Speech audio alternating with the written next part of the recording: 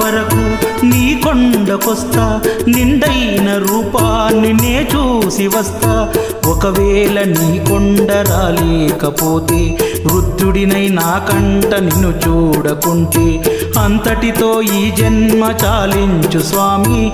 నీ పాదముల చెంత చోటివ్వు స్వామి, మణికంఠ స్వామి.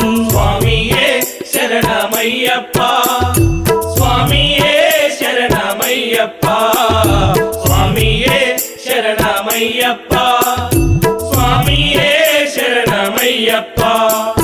చూడాలనున్నదయ్యా, చూచి తరించు భాగ్యమయ్యా. నిన్ను చూడాలననుకుంటే వేవేల జన్మాల పుణ్యం వెంటుండాలయ్యా. చూడాలనున్నదయ్యా,